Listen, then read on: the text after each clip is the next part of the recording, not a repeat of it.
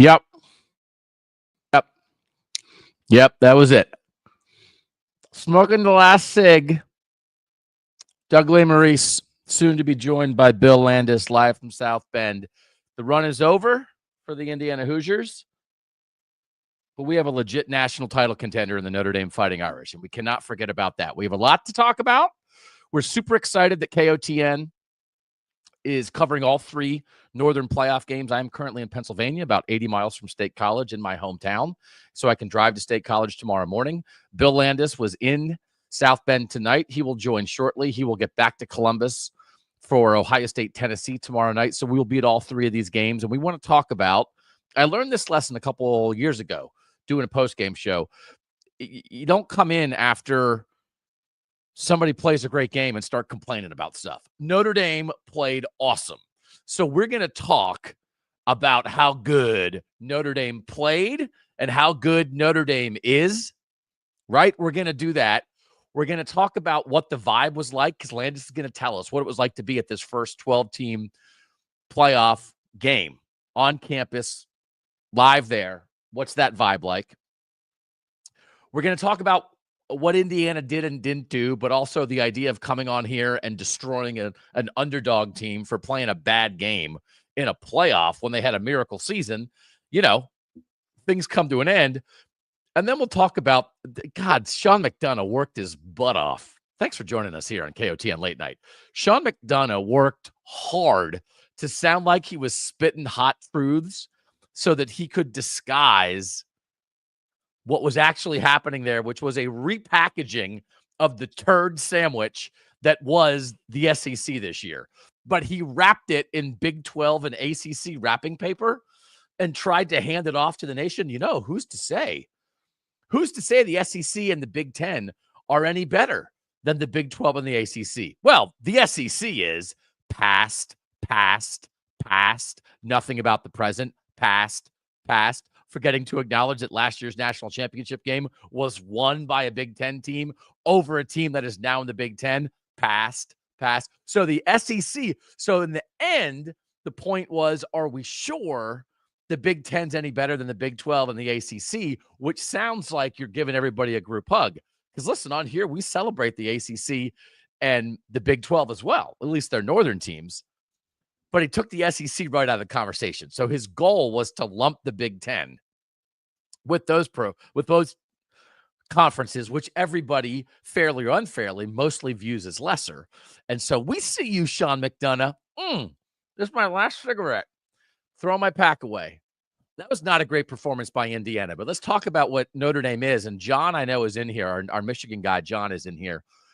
Is anybody getting Michigan vibes from this Notre Dame team? I looked up some Brian Fermo stuff, the offensive and defensive metrics, drive to drive. Their rating defensively coming into this game is exactly what Michigan's defensive rating was last year. And their offensive rating is not quite as good, but is getting there. And I think when you talk about an excellent run game with two backs in Jeremiah Love and Jadarian Price, they're Blake Corum, Donovan Edwards. You talk about controlling the line of scrimmage on both sides of the ball. You talk about a quarterback who is a run threat and then is squirming and can make some third down throws for you. That's a very big deal. And you talk about some playmakers on the back end. Xavier Watts looked awesome tonight. Did he not? Like, I really think if we're trying to figure out what Notre Dame is and could be, I think we might have our answer from last year. And then the question is like, is that good enough? If you're trying to look at Notre Dame and say, is that good enough? It's like, what are you talking about? Is that good enough? Michigan rolled people a year ago. It took a while, probably too long, for a lot of us to come around on how good Michigan was. I'll be honest. I knew Michigan was good all last year for the most part. John is checking in. I wanted John to do this. I don't know if Notre Dame has a defense quite as good as Michigan's last season, but their offense seems to just get it done kind of like Michigan last year. So I think to have that argument about, are you sure? They lost their Will Johnson in Ben Morrison, right? But I thought Christian Gray and Leonard Moore, their outside corners, played great tonight. They were all over those Indiana back shoulder throws. They have some guys up front. Howard Cross was back tonight. You saw how well Riley Mills played. Is it as good as Michigan's front last year? Probably not. They have some linebackers. Jack Kaiser's a veteran guy in the middle of that defense that can make plays. I'm not going to argue that Notre Dame has a better defense than Michigan. But I think if we're looking for a comparison, and then John's bringing up the point, Michigan didn't lose to Northern Illinois last year. Tishu on our betting show has been on this all year. And I think in the end, he's right. I've thought that for a long time. And Mike, if we're ready to bring in frozen Bill Landis from, here.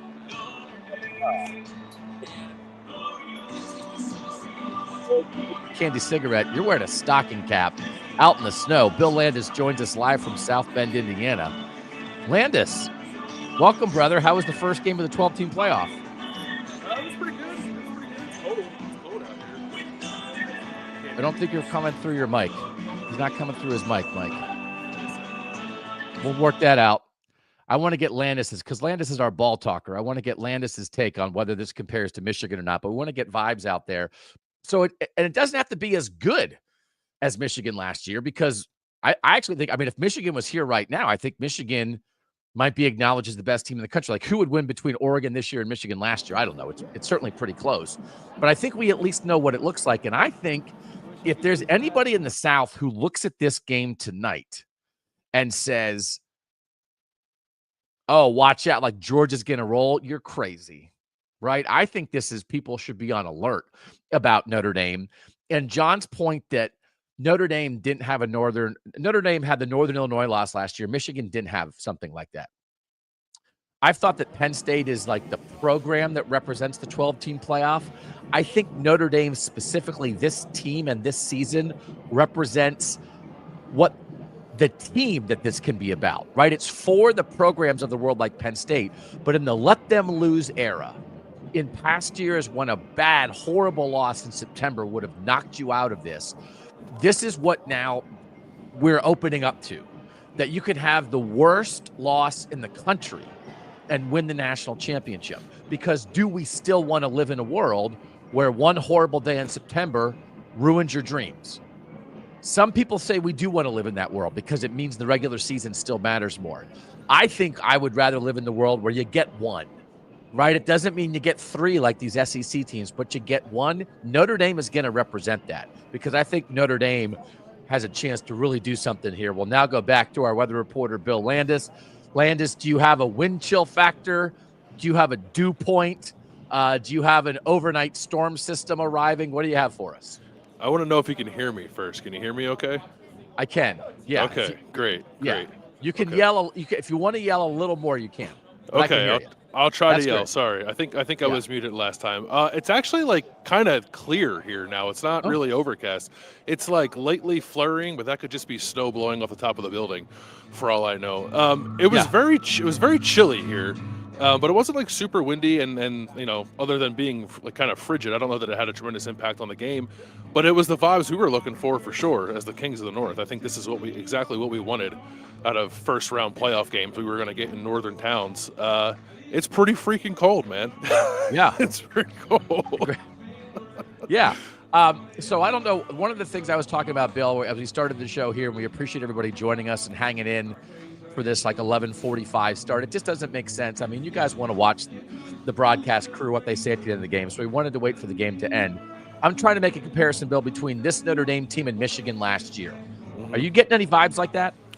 Yeah, I think a little bit. I don't know that I'd say this defense is quite as good as that Michigan defense, and I think J.J. McCarthy gives you a little more a quarterback than Riley Leonard does. But it's like a light version of that. I think. Yeah. I think it's like a light version of that Michigan team, kind of in a playoff world where maybe you don't have to be quite as good as that Michigan team was to win it all. So I get that. I pick up on those vibes. Like Notre Dame's defense tonight was awesome, and which we expected, and the offense was kind of what it's been all year, right? It doesn't blow you away, but they kind of get the job done.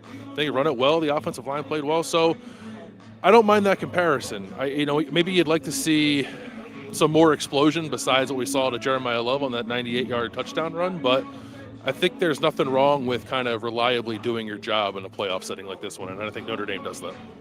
I also think we have to be on alert a little bit. We can't talk about, hey, let's have these teams come north. Let's play in the cold. And then be like, oh, how come your offense wasn't more explosive? Part of the whole idea is we think that it tamps it down a little bit. Sure. But now Notre Dame's going to go indoors to the Sugar Bowl and play Georgia. So we have our guy Shane on Twitter, who's a loyal viewer, and we like having people from the South who partake in this show. But I think he's licking his chops as a Georgia fan watching this Notre Dame performance and thinking like, okay, Georgia's so much faster than this. It was 20. It was 20. It's not going to be 20 inside the Superdome in 10 days. So I do think you will get, don't you think Notre Dame will look, because Jeremiah Love sure looked explosive going 98 yards. I thought Jordan Faison looked like a guy, like is he starting to do like a Roman Wilson impersonation a little bit of like, again, you don't have to be a first round receiver, but can you be a little bit of a big play guy? I think Notre Dame will look more explosive when they get on the field with Georgia. I think most teams will look that way, in more sterile environments, which is what basically every game from here on out would be. I guess there's the possibility of getting some weather in the Rose Bowl, and that's outdoors. But aside from that, everything now is in a dome, right? If I'm not mistaken, I guess the Orange Bowl's not either. But yes, I think there will be far more favorable conditions moving forward after this weekend for teams to play their best or like find another level to their game. I think we've seen that play out in the 4-team playoff in the past. When the games were played at more traditional bowl sites. So I think there's something else there for Notre Dame to get to. I'm going to question, the outside talent, and I'm talking receivers, until I see them have, a game that kind of blows me away. But I think there's potentially enough there when you start mixing in the tight ends and the backs too, and their ability to catch the ball, that they can find a way to be explosive beyond hoping that Jeremiah Love or Jadarian Price runs for 50 yards on a carry. Who did you pick to win the national title? I picked Notre Dame. How did you feel about that? How do you feel about that pick now, having taken this in person?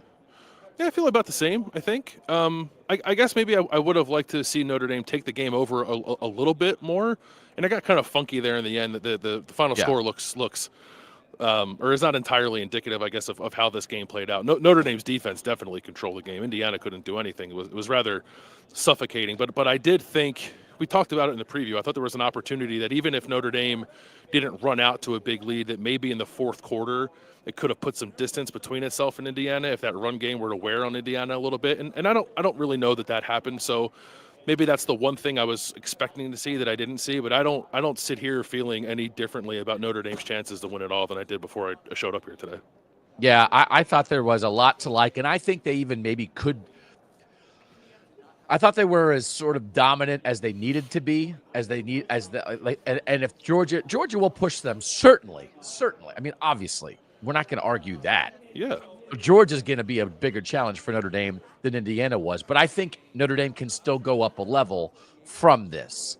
And I think this, in their building, if they don't make mistakes, they know they're going to win, right? Even Marcus Freeman got a little loose with the fake field goal thing that Cignetti kind of bailed him out on, right? But I thought they played the game they needed to play today, and I think they've done that most of the year.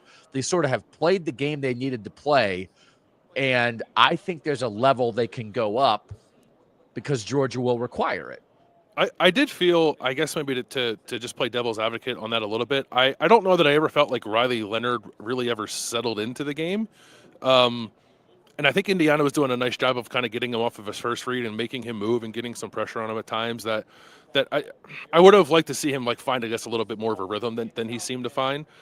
But it's also kind of what he's been all year, so it's not like it's alarming. It's just like you want to see him maybe take a real noticeable step forward, and maybe he will now that this game's kind of under his belt and he's got to experience a big-time postseason game for the first time. So that was one thing. And then the other thing, like if I try to project ahead for Notre Dame, is they did have two defensive linemen leave the game. Riley Mills and Bryce Young both left the game in the second half. I don't believe either. Mills definitely didn't return, and I don't believe Bryce Young returned. And that is a unit that Notre Dame was already thin at the defensive line position. So there's 10 days, I guess, between now and when they'll have to go play Georgia. But if they're going into that game shorthanded or even more shorthanded on the defensive line, then that is definitely going to be a spot to watch for Notre Dame.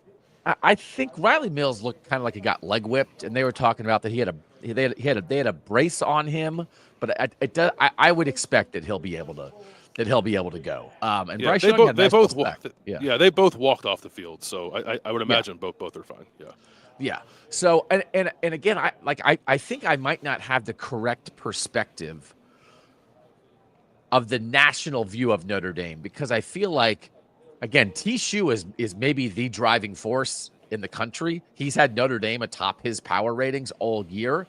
So working with him, I work with somebody who thinks Notre Dame is really good. You picked Notre Dame to win the national title. I work with another person who thinks Notre Dame is really good. We've talked about Notre Dame all year. Greg McElroy, I thought at the end of the game, and we were going to talk about the broadcast crew. You might not have heard it, Landis, but we'll bring you in. There's some kind of outrageous stuff that got said at the end, but we got to talk about the ball first. Which is why we're not leading with that. But he did say, like, this was a dominant performance. McElroy acknowledged that. But I think they were kind of given some vibes. And I think they probably exist. I think there might be some people who view this game, who watch this game nationally, especially in the South, and their main takeaway is Indiana stinks. And then the second part of that takeaway, which we'll discuss, is Indiana shouldn't have gotten in the playoff. But if you think that, part of it is because you don't realize how good Notre Dame is. And when you're talking about a resume and how a team is judged on its resume when it comes to playoff seeding, of course, you have to bring in the Northern Illinois loss. You don't get to throw it away. But when you're talking about how good a team is right now, which is a different conversation, and what they can do, I don't think the Northern Illinois loss has anything to do with this. And if you allow yourself to let that go, you can really get to how good Notre Dame is, which I think we've been there for 6 weeks, but I think a lot of people aren't. So I'm curious if the big discussion out of here is going to be more about Indiana's terrible, without acknowledging you might have just watched the national champion. You might have. I don't think many people are going to be thinking that.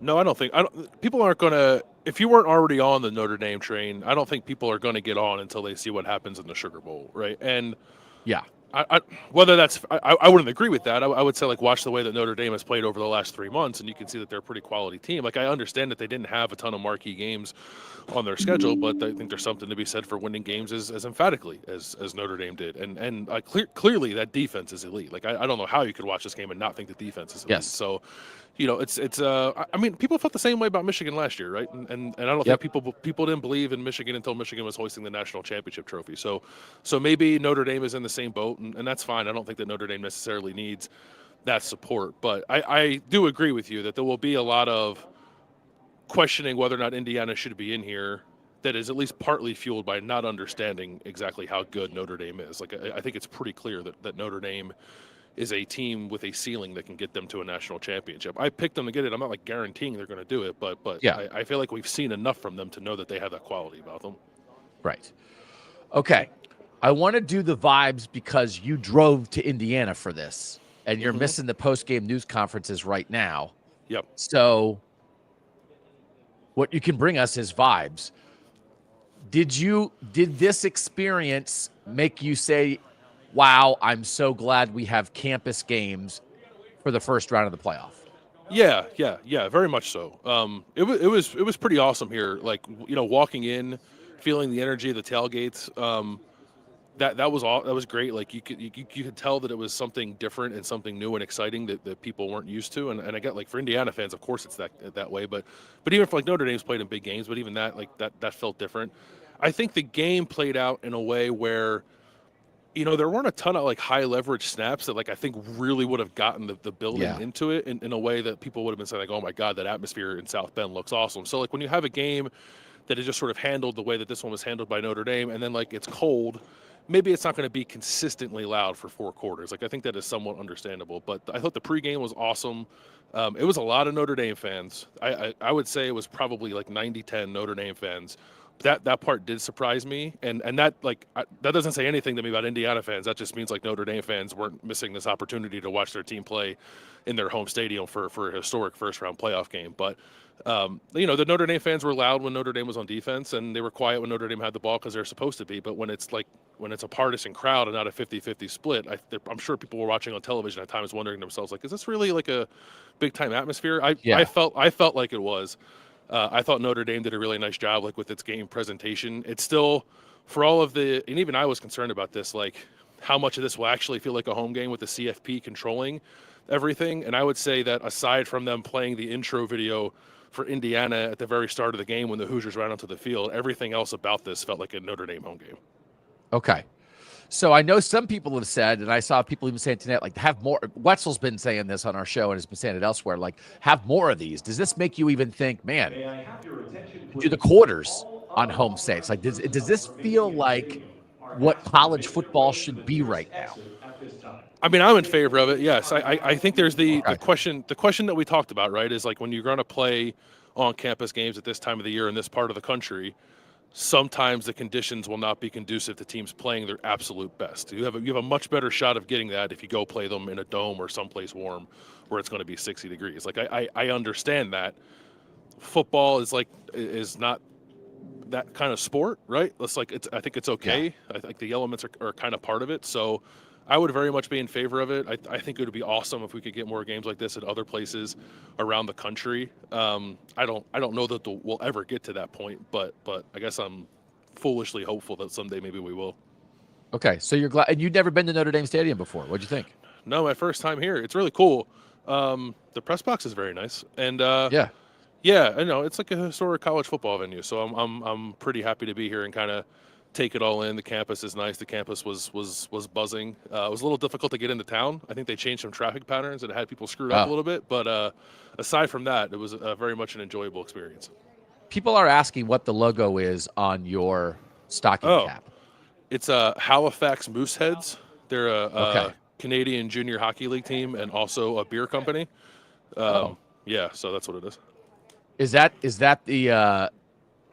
that like from Curtis Works' hometown in Canada, since he's a Canadian quarterback? I actually don't know where he's from. I just we drank a lot of Moosehead beer when I was in college because it was cheap, and then somewhere along the lines we learned that they were also a hockey team. Nice. So I have a couple of Mooseheads hats, but this is the only one that fits my big head. And then someone said that asking about my headgear, they said it looks like I'm 40 years late for a fraternity party, which is frankly a very funny thing to say. Okay. Anything else about, like, was there a big bunch of media there? Was the press box jam packed? Yeah, fired up? Yeah. Very. There was like overflow media seating. I think that in a room where you can only watch it on TV. I got the email the other day, and I was like, I really hope I'm not on the list of people who has to go watch the game in the photo workroom on television. So thankfully, I wasn't. But yeah, very much a packed house in the press box. Mark Cuban was here. I saw him for a split second. He was hanging out outside of the Indiana athletic director's suite, and I think. Shane Gillis was also up in the press box area for a time. He was the game day guest picker. He's a big Notre Dame fan. So Tim Brown was here. They honored him on the field. Nice. Yeah, it was cool. It was like, it felt like I've covered a national championship, I guess two, but one was kind of weird. In playoff semifinal bowl games, I actually think like those environments aren't all that great. Like that doesn't feel like college football to me. Those are like very corporate and feel more like NFL games, and the crowds are split, and it's just you don't really get everything I think college football is about. I think you got that with this game. Both bands were here. Both bands performed at halftime. So I'm in favor of college football looking like college football. So if we can get more of this, that'd be awesome. Yeah, and it feels like, and I drove through State College today. It was snowing this morning. It's not supposed to snow tomorrow, but the atmosphere for like these two games, and I assume it'll be similar in Columbus, that there's kind of snow around, but it's not snowing during the game. It's snow adjacent, which feels like the weather cooperated to kind of give us exactly what we want, especially for Kings of the North, which is cold, but not turning it into a snow bowl where it doesn't resemble actual football. Correct. Yeah, that's really what this was. I think there were some like gusty winds at times, but it was pretty rare. They actually had they had the press box windows open so we could hear the crowd throughout the game, which was kind of cool. But yeah, you can see it behind me. Like there's like these little kind of flurries have been falling throughout the night. I don't even know if they were visible on television, to be honest. But this is really all it's been. I think it was pretty gnarly here last night. As the snow was kind of coming in. But yeah, once people got here to tailgate and certainly during the game, it was chilly, but as long as you dress correctly, you could get through it. Yeah. Okay, so do you want to talk about Indiana? I just want to make sure we give Notre Dame our props, and we think Notre Dame has a chance to do something here. Yes, and one more thing I want to say about Notre Dame. as we're giving them their props. We did a lot of previewing of all the games. But we talked like defensive dudes, and we talked like most dangerous players in all these regions. And I don't know that we said the name Xavier Watts once when we were doing that. That guy was all over it. He's awesome, man. He is so good. And he, like, I think I might have said this before. He won the Nagurski Award last year. And I thought that was like a misread of a guy that just kind of had a lot of interceptions, but maybe didn't kind of blow you away otherwise. He had an interception tonight. I think he finished with like 10 or 11 tackles. He was like down near the line of scrimmage all game. He has been better, I think, way better this year, excuse me, than he was last year when he won the Nagurski Award. And he was, I thought, by far the best player on the field in this game. And he looks like maybe, you know, depending on if Notre Dame can go on a run here, he can be one of the better players in this entire playoff. Yeah. And I want to do more on this. And we've talked about it, but this Notre Dame offensive line, and especially the 98-yard run, they showed it up that, you know, it's Anthony Knapp as a true freshman, forced to be the left tackle true starter with a perfect block of Mikhail Kamara that springs that 98-yard run. And for this offensive line to lose a left tackle to the top 10 of the draft, a right tackle to the second round of the draft, have another left tackle teed up, ready to take over. He gets hurt in the preseason, and they wind up starting two young guys, including one a true freshman, every snap at the two tackle spots, and they play great. And then meanwhile, on the interior of the line, they have a couple guys who were starters last year who lost competitions this year, stayed, and then the guys that beat them out, one got hurt, one got benched. They put those guys back in. They've played awesome. Like the depth, the togetherness, the talent, the development, the keeping guys around of this Notre Dame offensive line cannot be understated. It's so important for what they do. It might be the thing that's most similar to Michigan last year when you think how important that Michigan offensive line was to them. But frankly, you know, a decent chunk of that Michigan offensive line was built in the portal. You know, these are homegrown guys who have decided to stay, and they are playing great ball. And we keep having the conversations. Everybody has offensive line injuries. Notre Dame does not seem like they have, but they lost their left tackle and their center, and they lost two NFL guys off last year's team. And it is a huge tribute to Joe Rudolph, the offensive line coach, what Marcus Freeman's doing there, what Mike Denbrock, the offensive coordinator, is doing there. And it matters so much right now.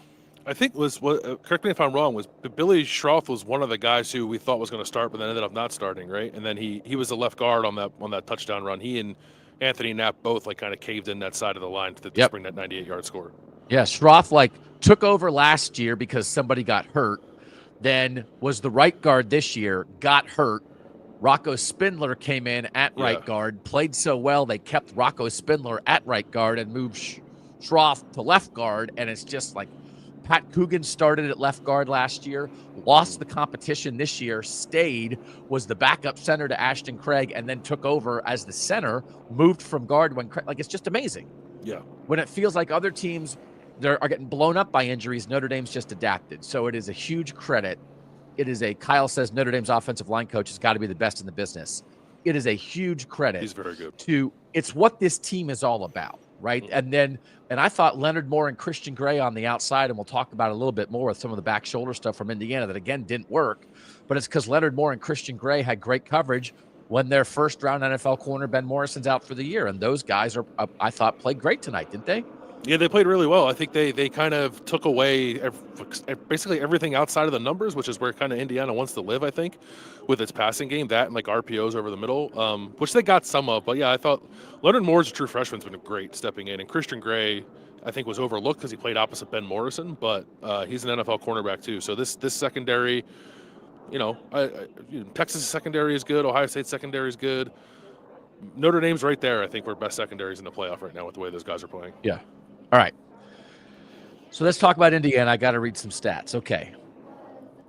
92 total yards of offense, 5 first downs, 11 of 17 passing for 53 yards, 27 rushes for 39 yards on the ground.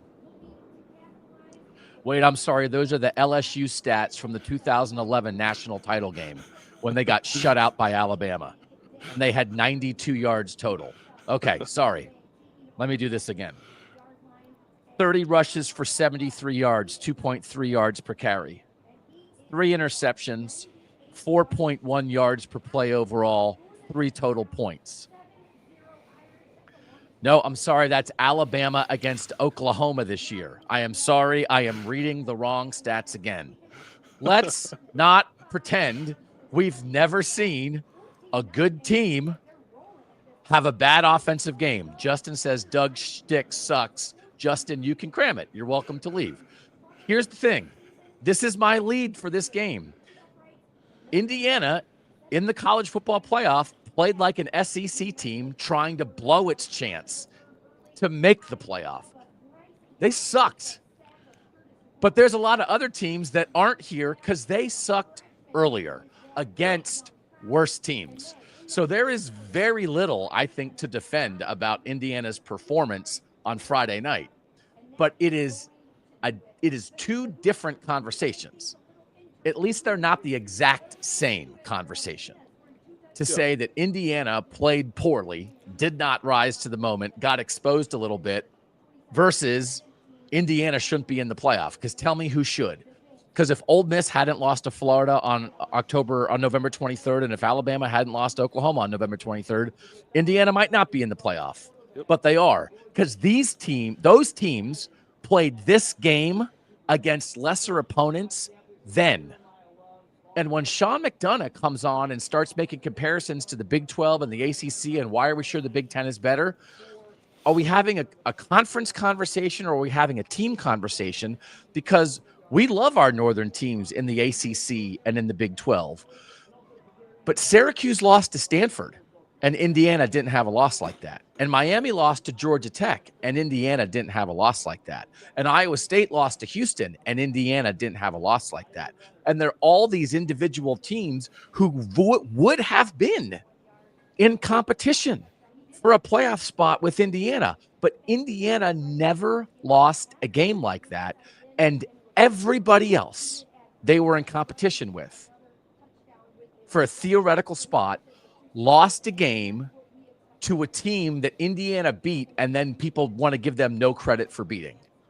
So I'm not sure what the conversation is, because if the conversation is really about conferences, well, yes, I will tell you, looking at Oregon and Penn State and Ohio State, the Big Ten is better than the ACC. Those teams are better than anybody in the ACC. I'll tell you that. And looking at Oregon, there's not an Oregon in the Big 12.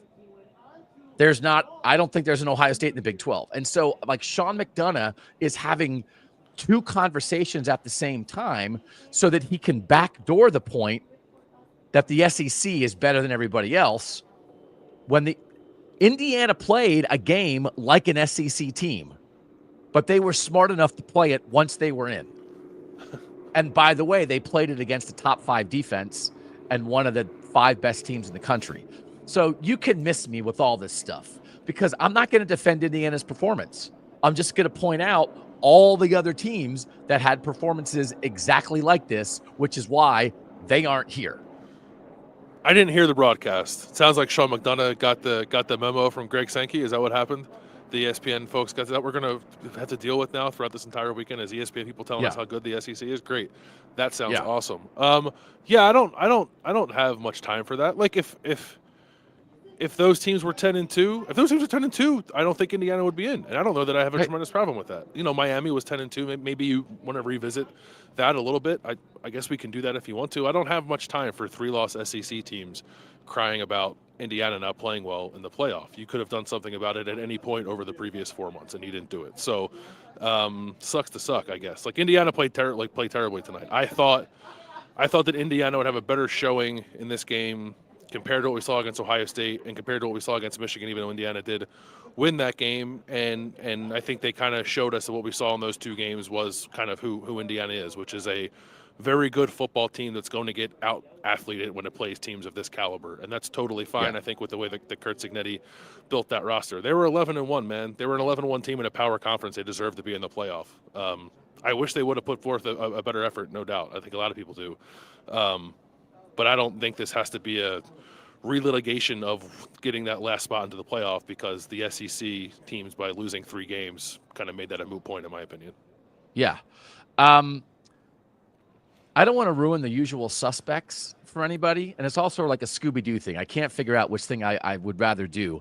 I was kind of waiting for the whole end of this to be that Kurt Cignetti ripped off his mask and he was Nick Saban. And that Nick Saban didn't actually retire. He just decided he wanted to see if he could take a bottom of the barrel Big Ten team to the playoff by coaching the heck out of him. And then like he did, and it was like, okay, that was good enough for me. And then like Nick Saban, the commentator, would rip his head off and then he'd be Lee Corso or something, right? So like everybody's somebody different. Or like I think the Kurt Cignetti coaching is real. I think the Kurt Cignetti over the top, anybody who questions us can cram it. And he had stuff like on Game Day today about like we beat the crap out of top 25 teams. I think that is like throwing people off the scent. I think that's his version of Jim Harbaugh climbing trees and taking his shirt off. Is Kurt like don't look over here, look over here. Like don't look over here at that. Maybe my offensive line isn't as good as we thought it was for a while. Look over here at me swearing at people. And I think it is crazy like a fox. And so to me, it's like a little bit the end of The Usual Suspects. It's like the guy, you know, he was limping and all of a sudden he's not limping anymore. Right. So people are like, why is he like this? Is because he got Indiana. He got Indiana into the playoff and they played terrible today. But I think he might be sitting on the bus on the way home, smoking a candy cigarette, saying, "Man, can you believe we got there?" I'm a little disappointed in Kurt Cignetti. I'm not feeling those vibes tonight. No vibes. Oh, you're out. Honest. I don't think throw him away. I don't think you can talk the way that he talks about himself and then coach the way that he coached tonight and coached against Ohio State. Yeah, which was not to lose, especially tonight. Like, what are you trying to preserve? By kicking a meaningless field goal when you're down 14-0 or punting on the plus side of the field when you're down 20-3. The time for like covering your butt so that you can still get into the playoff is over. Like how much more interesting would that last possession have been when they got the onside kick if they tried to score touchdowns earlier in the game, right? So like I think he's an excellent coach. I think that is an indisputable fact. He's a very good coach. His track record kind of speaks for itself. He either needs to cool it with the crap that he says or back it up with the way that he coaches games, in my opinion. So it's, I mean, like you can't argue with the season. You can't argue with the production at the end of the year, but it was odd, like that part of it. Now, I think there was even like they had a running play. I think they ran it like on deep in their own territory on a third down. It was actually like it was kind of there, and their left tackle just got destroyed by Riley Mills, and so it made it look like it was a surrender play when it actually might have been a pretty good play. It was if it was blocked up better. This was almost an exact copy of the Ohio State game in the sense that they couldn't protect, Curtis Work couldn't throw, and the machine-like offense just completely deteriorated. And then it also was that combined with you picked it out when you were at the Indiana-Michigan game. You felt like, especially by over the second half, Michigan was just exerting its will defensively. And I think this was kind of both those games at once, wasn't it? Yeah, I think the takeover from the defense started earlier in this game, I think, than at least in the Michigan game. Indiana scored, I think, on its first two possessions against Michigan, didn't it? Or was up 14-0 or something like that in that game. This was more like Ohio State to me, where it was just very apparent pretty early. I know Indiana scored in its opening drive against Ohio State and then didn't do anything for the rest of the game. This just started sort of from the jump for Notre Dame's defense. Indiana was in third and long like all game. I think the average distance for Indiana on third down ended up being about 9 yards, which like a lot of teams are going to struggle to beat anybody of even modest quality if that's a situation you're in on third down for an entire game.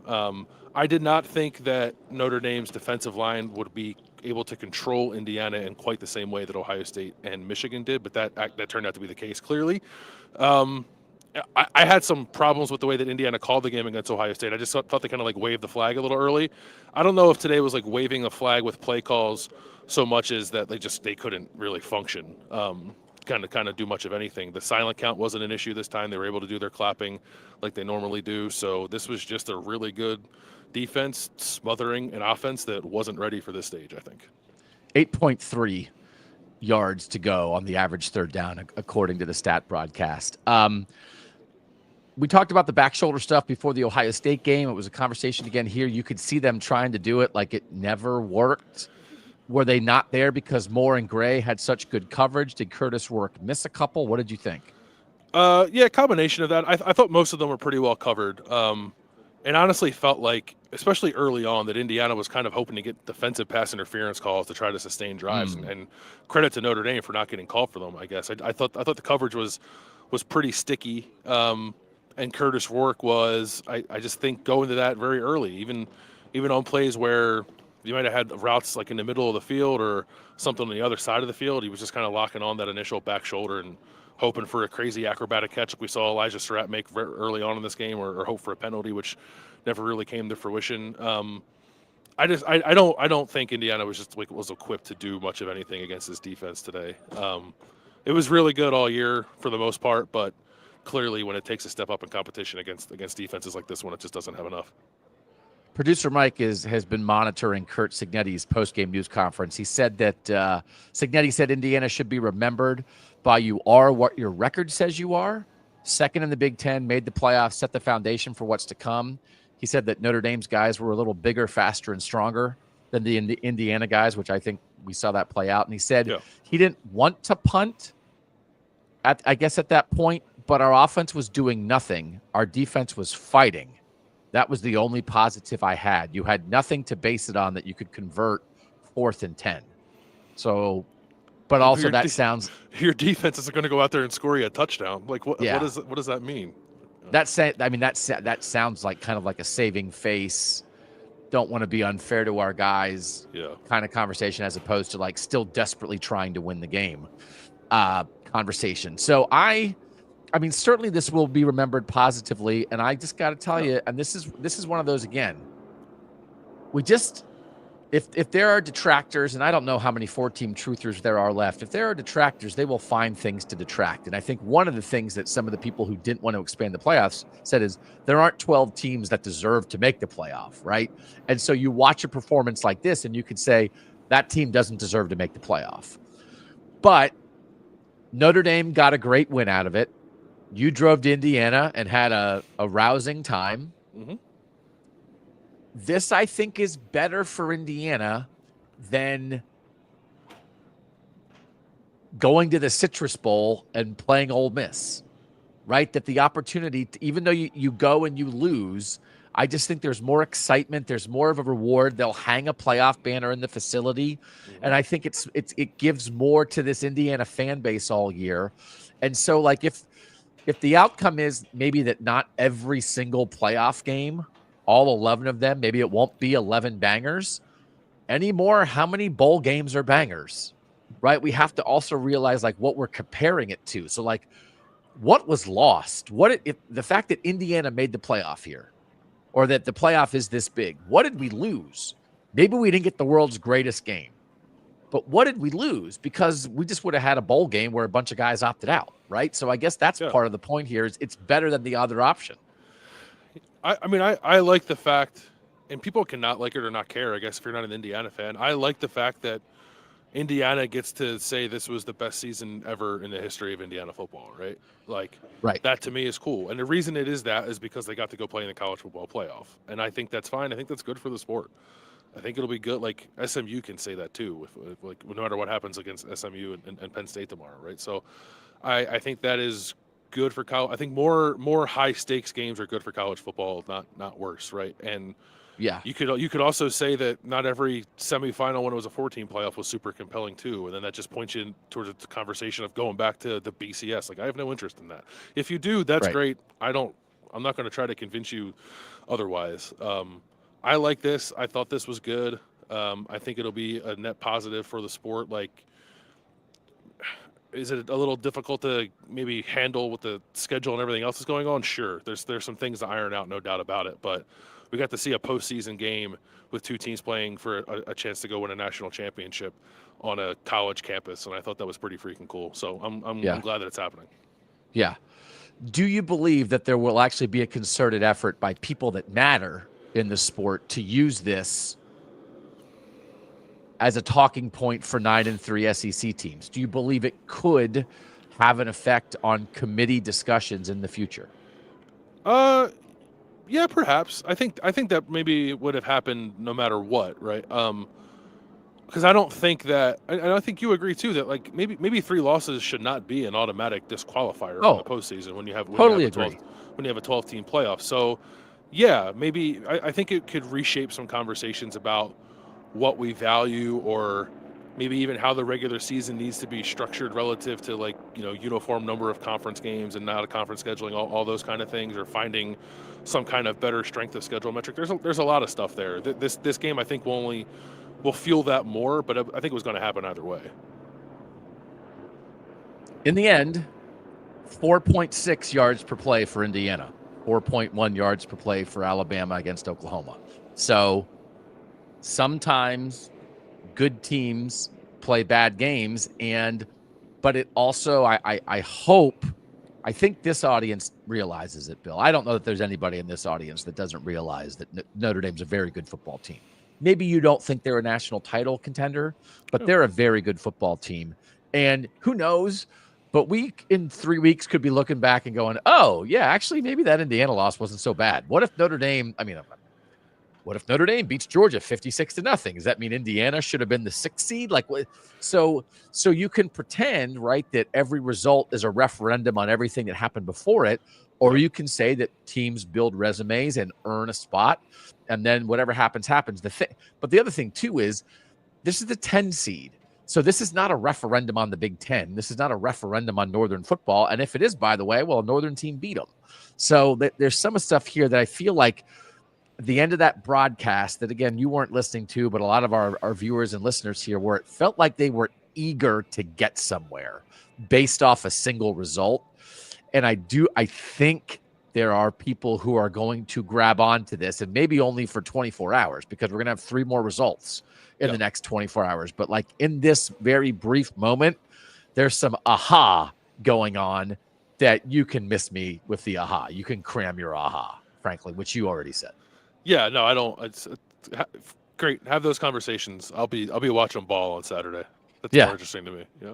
Yeah, and also Indiana sucked tonight, and Kurt Cignetti kind of played like a coward's game. Yeah, I don't think no one is pretending that Indiana played well in this game.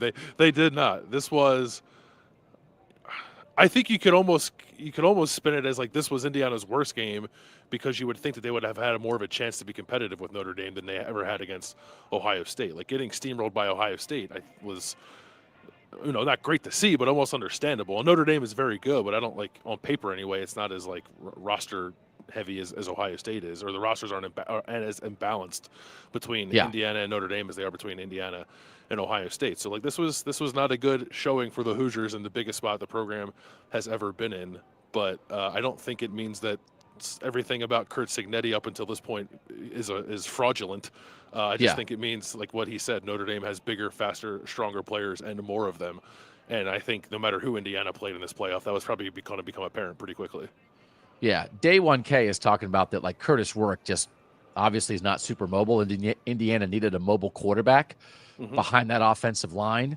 I do think this is going to matter in this playoff, and there are a lot of other guys, from whether they're actual runners or they're just more, they can maneuver better in the pocket. But I think Will Howard, people have questions about Ohio State's offensive line. He's more mobile than Curtis Rourke is, right? And Dylan Gabriel can get out of the pocket and do stuff. And then you have guys like Sam Levitt and Kevin Jennings and Riley Leonard. I mean, you could see the difference here. There were times when Indiana brought some pressure and Riley Leonard was spinning away from things and able to make some plays that Curtis Rourke just couldn't do. So I do think in the end, they got in a tough spot. It's like, oh, well, Indiana needed a more mobile quarterback. It's like Kurt Cignetti got here and was like, we got to get in the portal and get a quarterback. You want to take the MAC Player of the Year?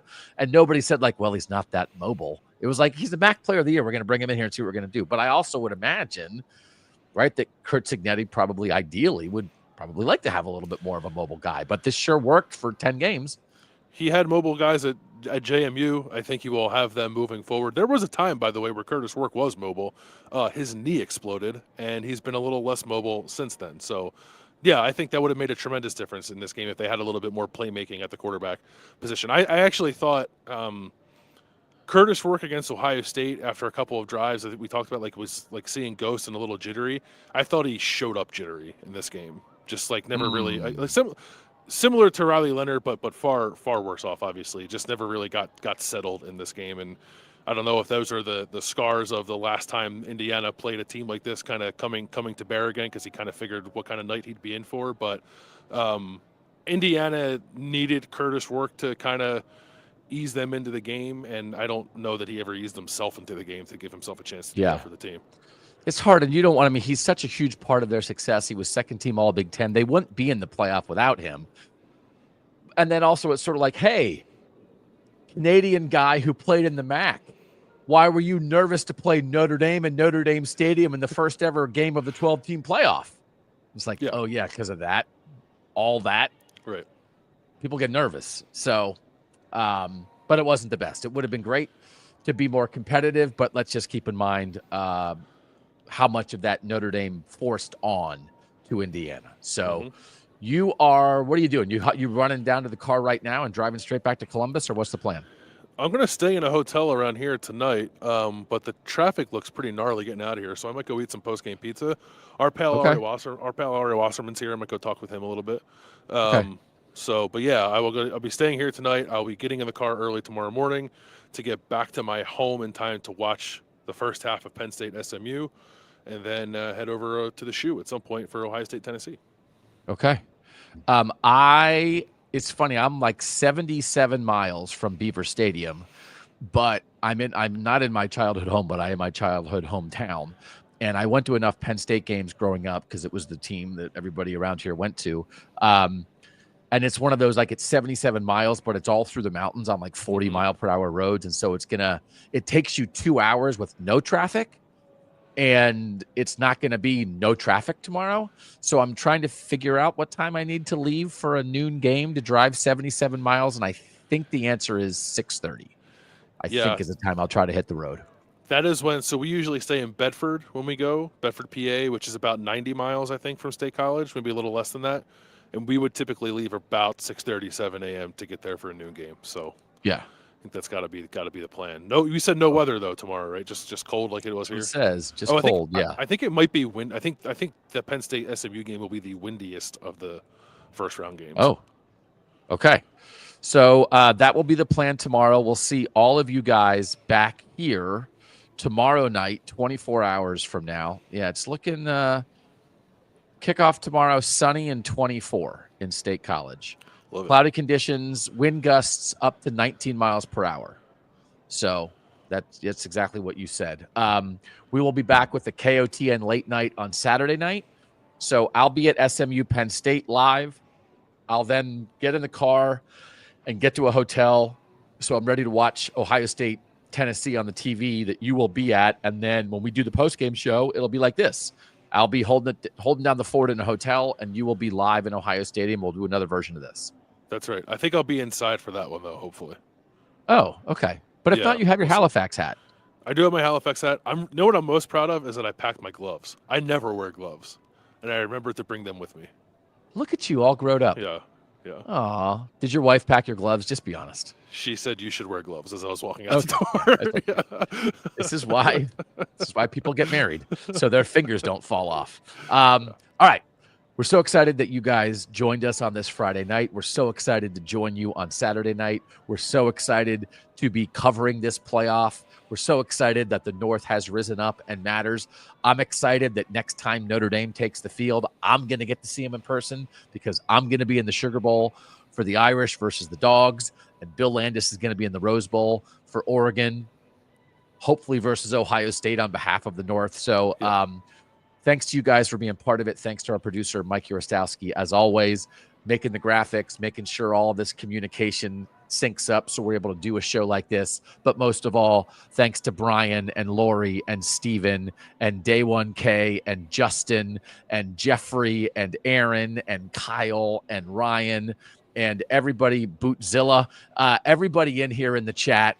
Even if you're ripping us, and most of you aren't, but like come in here and interact. We want to be a home for Northern football. And Bill, what could be more North?